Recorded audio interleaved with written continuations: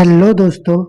तो जैसे कि हम सब ये सीटेट के लिए जो एनसीईआरटी पढ़ रहे हैं, ये क्लास 6 की लास्ट एनसीईआरटी है।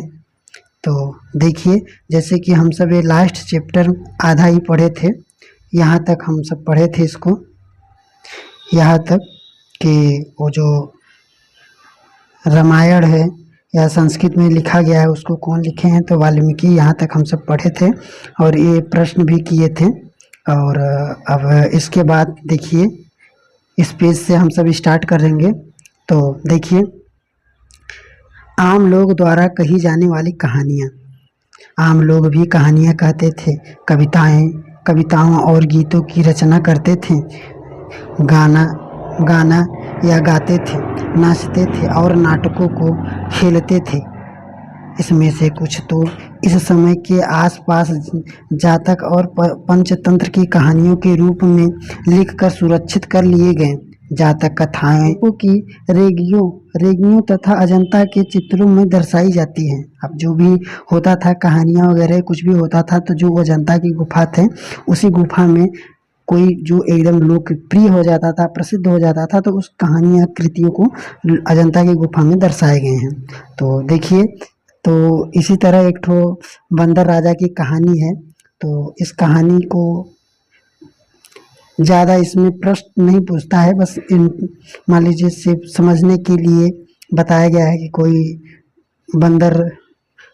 एक जंगल था, उसमें बंदर थे, मतलब बहुत सारे बंदर थे। और वो आम का वो जो बगीचा था वो आम का था, और उस आम के बगीचे में जो आम था बहुत ही स्वादिष्ट था। तो एक बार क्या हुआ कि वो आम जो था वो एक नदी से ऐसे बहकर जाने लगा। तो जाते जाते वो वाराणसी के सन्निकट जब पहुंचा वो आम, तो वही वाराणसी में ही एक राजा था। तो राजा स्नान कर रहा था, तो उसको फल मिला।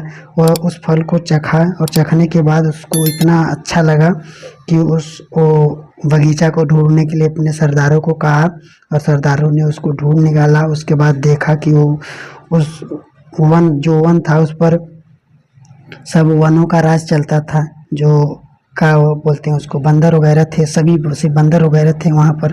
तो राजा ने बंदरों को मार डालने का आदेश भी दे दिया। तो जो बंदर राजा रहता था, जो बंदरों का राजा था, तो वो अपनी प्रजा को बचाने के लिए डाली को एक तरफ ऐसे दबा कर रखा, और सभी लोग इस तरफ आ गए नदी के। तो ऐसा वो लंबे समय तक दबा कर डाली को रखा, जिससे उसकी मृत्यु हो गई। तो ये सब राजा देखकर बहुत ग्लानि होता है।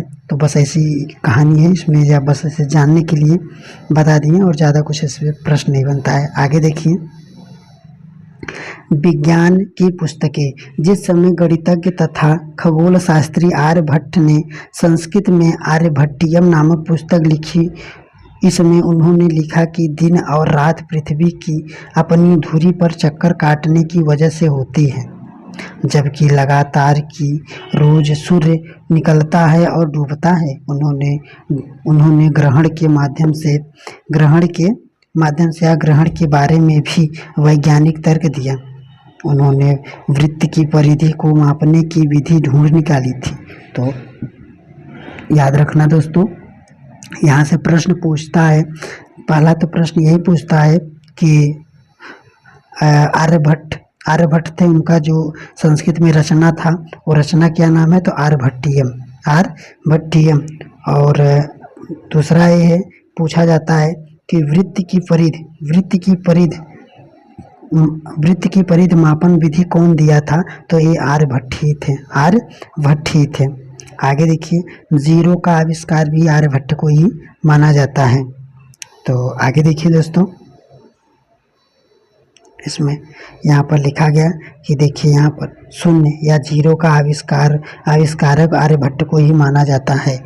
और ये देखिए, यहाँ पर लिखा गया कि आयुर्वेद चिकित्सा विज्ञान की एक विख्यात पद्धति है जो प्राचीन भारत में विकसित हुई है। प्राचीन भारत में आयुर्वेद दो पद्धति चिकित्सक थे, एक चरक थे पहले का थे चरक थे और दूसरे स्थान पर सुश्रुत थे। तो देखिए वो चरक जो थे इनका पुस्तक का नाम बताइए, जिसे हम इसके पहले कक्षा में बताए हैं आपको। चरक का चरक संहिता था और सुश्रुत का देखिए था सुश्रुत संहिता था। इनका सुश्रुत संहिता था और वहाँ चरक का चरक संहिता था। तो अब कभी कभी कंफ्यूज करने के लिए पूछता है कि ये जो सुश्रुत थे या वो अपनी रचना सुश्रुत ने शल्क चिकित्सकीय विधियों को विस्तार किया था। तो थोड़ा ये याद करने के लिए है कि जैसे दोनों तो थे वैद्य ही थे, बट ये जो सुश्रुत थे ये शल्क चिकित्सक के माध्यम से विधि को अपनाया था। तो इसको थोड़ा याद रखना कि जो सुश्रुत थे ये शल्य चिकित्सक थे, बस इतना याद रखना। आगे देखिए दोस्तों, देखिए अगर आप अच्छे से पढ़े होंगे तो इन सभी को अच्छे से उत्तर देंगे। देखिए जैसे बताए थे गर्भगृह क्या होता है, गर्भगृह तो बताए थे जो मंदिर होता है, मंदिर का जो एकदम महत्वपूर्ण भाग होता है उसको हम गर्भगृह बोलते हैं। अब देखिए यहाँ पर लिखा गया है शिखर क्या होता है, मंडप क्या होता है, मंडपम, स्तूप क्या होते हैं, प्रदक्षिणा पथ क्या होता है। तो जैसे बताएं कि जो प्रदक्षिणा पथ होता है स्तूपों के चारों तरफ वृत्ताकार पथ को हम प्रदक्षिणा पथ कहते हैं। मंदिर में लोग इकट्ठा होने की जगह को हम मंडपम कहते हैं। गर्भगृह देवी या देवता को स्थापित किए गए स्थान को हम गर्भगृह कहते हैं। टीला का ही शाब्दिक अर्थ शिखर था, तो याद रखना। नहीं, टीला का शाब्दिक अर्थ स्तूप था, स्तूप। तो आगे देखिए दोस्तों, देखिए इससे प्रश्न है आर्यभट्टियम के लेखक आर्यभट्ट निम्नलिखित में से किससे संबंधित हैं। तो देखिए किससे संबंधित है, तो जैसे हम बताएं ज्योतिष शास्त्र से खगोली, गणितज्ञ। तो ये देखिए तीनों थे यहाँ पर, जैसे अभी हम सब पढ़े। यहाँ पर देखिए, यहाँ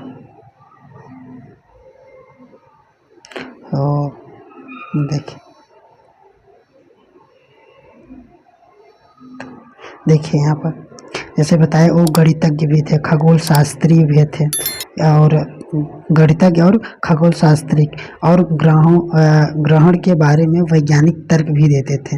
तो वैज्ञानिक भी हुए। तो इसमें देखिए इसमें से क्या हुआ कि ये तीनों देखिए वे ज्योतिष, खगोल शास्त्री, गणितज्ञ और ज्योतिष, ये तीनों हो गया, तीनों हैं। तो दूसरा देखिए शून्य के संदर्भ में निम्नलिखित कथनों पर विचार कीजिए। भारत के गणितज्ञों के निम्नलिखित शून्य के लिए एक नए चिन्ह का आविष्कार किया। मतलब शून्य, ये शून्य जो होता है इसका आविष्कार किया उन्होंने। कौन थे, तो आर्यभट्ट थे। आगे देखिए गिनती की एक परिधि पहले यूरोपी द्वारा अपनाई गई और उसके बाद पूरे अरब में फैला। रोम के निवासी शून्य का प्रयोग किए बगैर गिनती करते थे। तो देखिए दोस्तों ये तीनों बात सही है, ये तीनों बात सही है। तो यहाँ पर भी देखिए कुछ महत्वपूर्ण तिथियाँ हैं कि स्तूप निर्माण की शुरुआत कब हुई, तो याद रखना 2300 वर्ष पहले, अमरावती 2000 वर्ष पहले, कालिदास 1600 साल पहले, लौह स्तंभ या भीतर गांव का मंदिर अजंता की चित्रकार आर्यभट्टियम। आगे देखिए 1500 साल पहले दुर्गा मंदिर, 1400 साल। आगे देखिए इसमें भी देखिए कुछ महत्वपूर्ण तिथियां लिखी गई हैं। तो देखिए लिखा गया इस पुस्तक में हमने वर्ष 2000 को शुरुआती बिंदु के रूप में रखकर घटनाओं, प्रक्रियाओं के होने की अनुमानित तिथियों की जानकारी दी है। पर अन्य पुस्तकों को तुम पढ़ते होंगे उसमें तिथियां अलग तरह लिखी गई होंगी। पुस्तकों में इन तिथियों के पहले करीब या लगभग लगाया गया होगा। तो देखिए इसमें बताया गया कि जैन, जो जैसे कि पूरा पाषाण कलयुग दूसरे अध्याय में आप सब पढ़ चुके हैं, के लिए तिथियों लाखों वर्ष पहले के रूप में लिखा गया। जैसे इसमें बताया गया कि एक अंदाज इसमें लगाया गया है कि लाखों वर्ष पहले, बस जो पूरा पाषाण काल था वो लाखों वर्ष पहले था। मेहरगढ़ में दूसरे अध्याय में पढ़े होंगे आप सब कि बताया गया मेहरगढ़ के बारे में। कृषि तथा पशुपालन की शुरुआत का तिथि क्या था, तो बताया गया कि जो मेहरगढ़ था उसमें कृषि और पशुपालन की शुरुआत हुई कितने, तो 6000 ईसा पूर्व, बस ऐसे अनुमान लगाया गया है।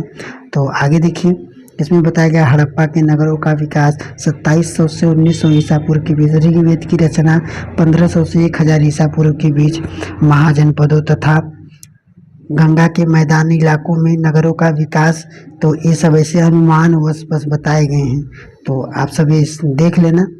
तो चलिए दोस्तों देखिए, निम्नलिखित में से कौन पुराणों के संकल्प में संबंधित नहीं है, तो पुराणों के संकल्प में इसका देखिए लास्ट क्वेश्चन यहाँ पर देखिए, ये दोनों का क्वेश्चन का जवाब आप कमेंट में देना। हालांकि देखिए ये वाला क्वेश्चन एकदम सरल है, आप बताएंगे, इसके पहले वाले क्लास में बताए थे हम कि कागज का आविष्कार सबसे पहले किस देश ने किया था। तो ये दोनों के प्रश्न जो है इसका आप सब कमेंट में दीजिए, अगर आप सब अच्छे से पढ़ते होंगे। ये वाला प्रश्न जो है इसी चैप्टर से रिलेटेड है जो आज हमने पढ़ाया। अब ये जो प्रश्न है ये इसके पहले जो चैप्टर पढ़ाए गए थे 9 या 8 ऐसा कोई चैप्टर था उसमें है। अगर आपको ध्यान हुआ होगा या ध्यान से पढ़े होंगे तो इस प्रश्न का भी जवाब देंगे। तो चलिए दोस्तों मिलते हैं। अब कक्षा 6 के जो भूगोल है, अब हम सब पहले कक्षा 6 के भूगोल को पूरा ख़त्म करेंगे, जो भी है जितना भी चैप्टर रहेगा। तो ऐसे ही जैसे हिस्ट्री हम सब पढ़ें, जितना पेज पढ़े उससे संबंधित जो प्रश्न था उसको, ऐसे ही हम सब उसको भूगोल को भी ऐसे पढ़ेंगे।